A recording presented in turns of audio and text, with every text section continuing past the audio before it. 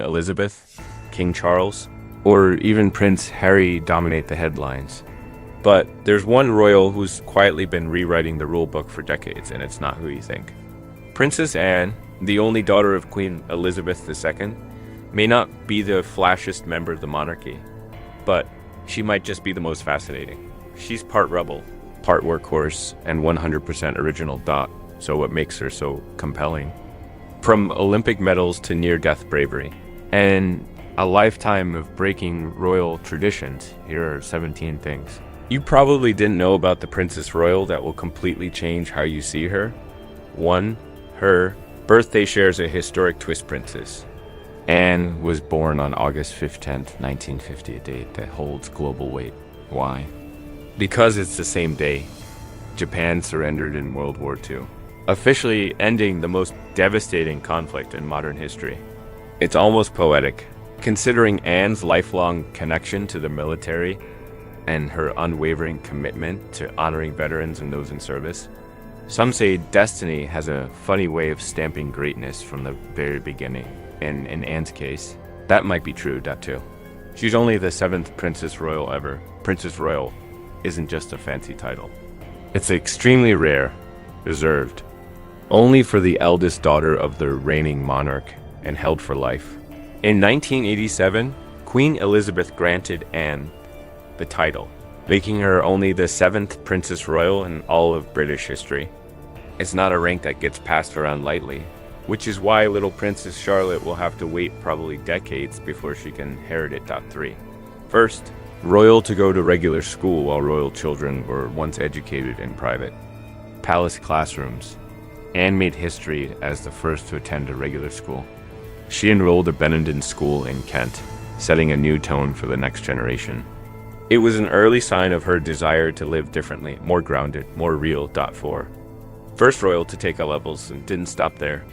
She also became the first royal to sit for and pass A-level exams, studying history and geography subjects that would later help her navigate a lifetime of royal tours, speeches, and diplomatic visits.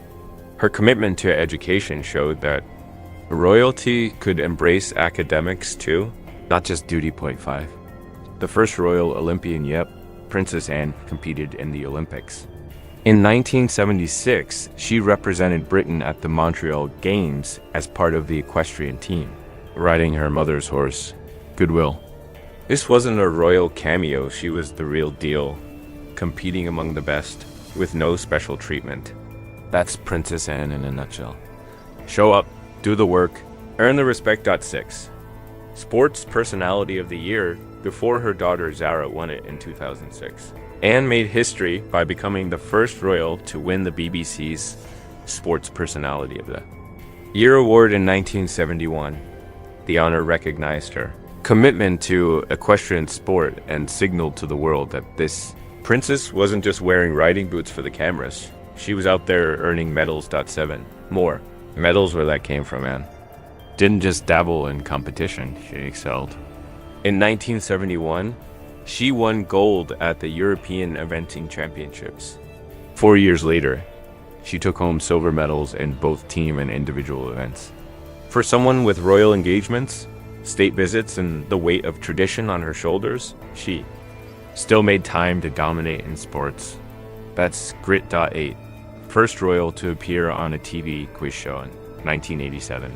Anne shocked the nation by becoming the first royal to appear on a game show, the BBC's A Question of Sport. She didn't sit stiffly behind a podium. She laughed, joked, hugged her teammates, and even let herself be called mate. It was a glimpse of royalty being human. And the people loved her for it. 9. Her wedding introduced a historic name, Anne's 1973 wedding to Captain Mark Phillips wasn't just a royal spectacle. It was a landmark moment. When she signed the marriage registry, she became the first royal to use the surname Mountbatten Windsor on an official document. That simple act merged Queen Elizabeth's and Prince Philip's family lines, and it set a new precedent. For modern royal identity.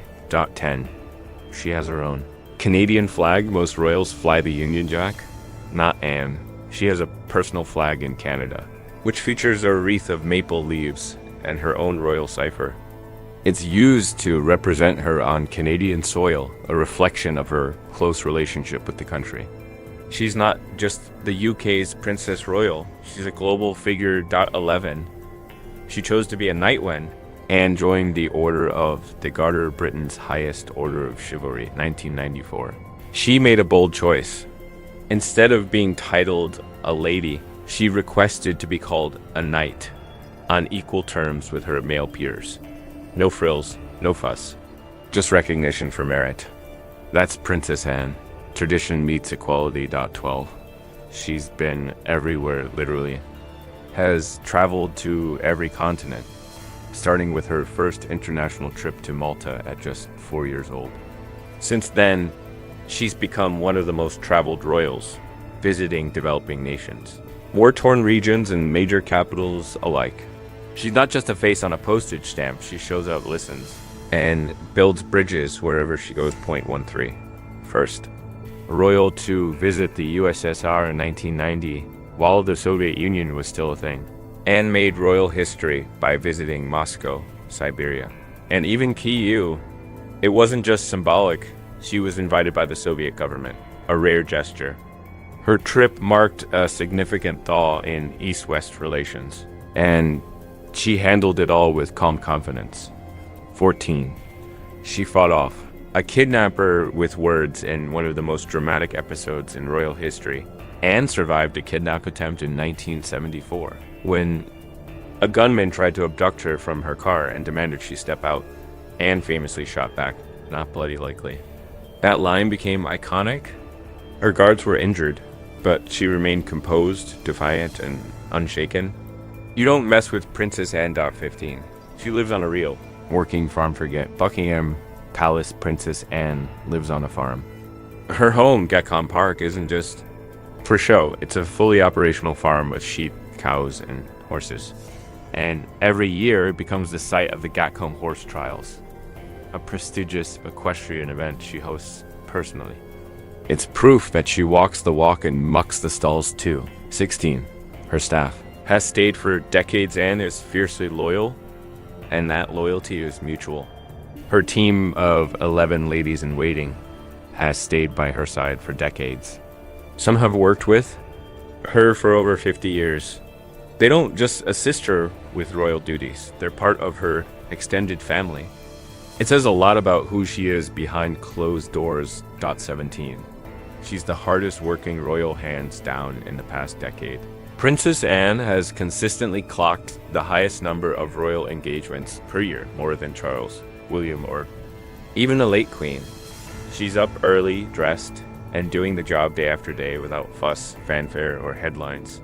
She doesn't chase the spotlight, she earns it through dedication. Princess Anne isn't flashy. She doesn't seek attention. But what she does have is a legacy of quiet strength, unwavering duty, and a refusal to be boxed in by tradition. In many ways, she's the backbone of the monarchy and the royal we never knew we needed. So next time someone mentions the royals and they start talking about scandals or tiaras, tell them about Princess Anne, the Olympic level horse rider, the globe-trotting ambassador, the fearless rebel in a tiara.